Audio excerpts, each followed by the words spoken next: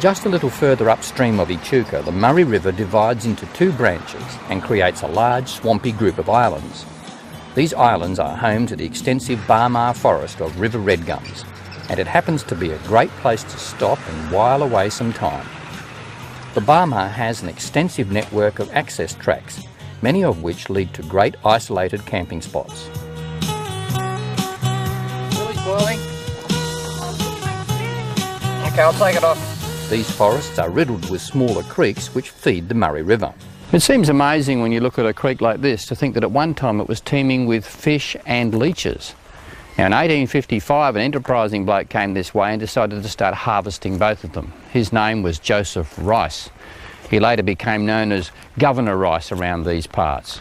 He sent the leeches to London and 3 tons of fish per week to the Bendigo goldfields. Today, as you enter the Barmah forest, you cross over this bridge here, which is known as Rice's Bridge.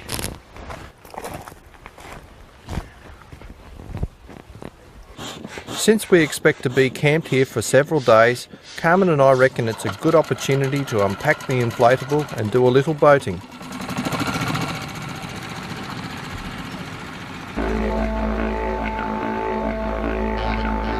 A small dinghy like this is ideal for exploring shallow reaches of the Murray.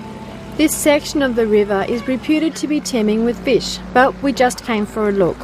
Fallen trees, the roots of which have been undermined by flooding high waters in the past, provide a tangled obstacle course. The current can be surprisingly strong in places.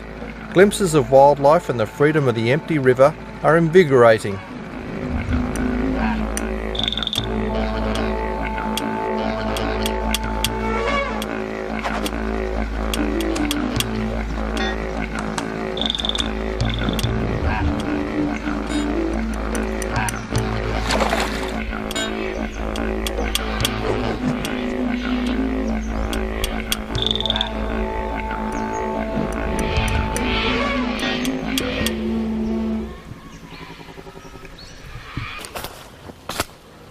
The river red gums of the Barmah forest grow well because they are subject to regular flooding.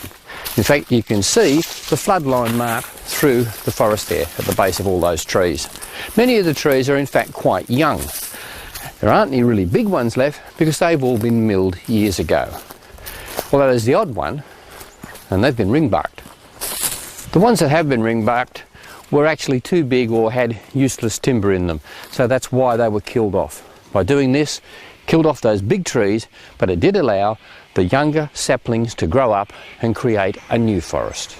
The healthy river red gums have been sought after here ever since the region was first explored.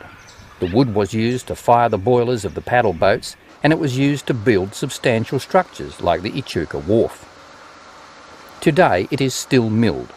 Much of the timber is used in the building and furniture industries, and some is used for railway sleepers.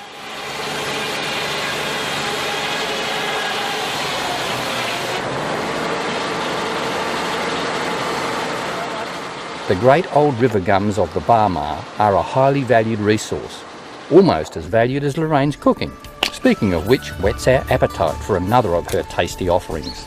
This is a simple recipe that can be made at home or on the campfire. It's curried egg. The first step is to boil the eggs. I'm using 8 eggs as there's 4 of us.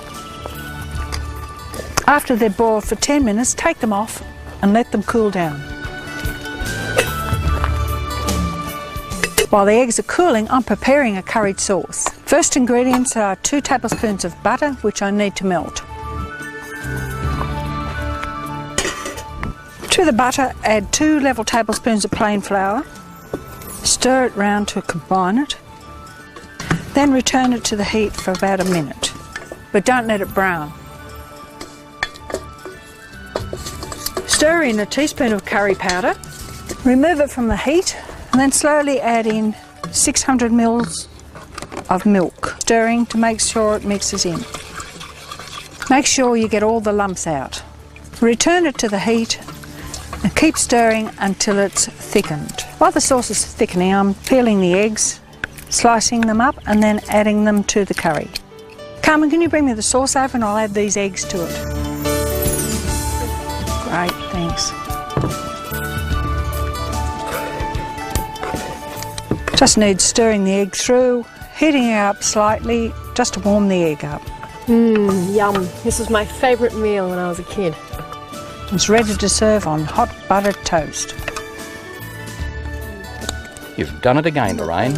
A delicious way to end our stay on the banks of the river.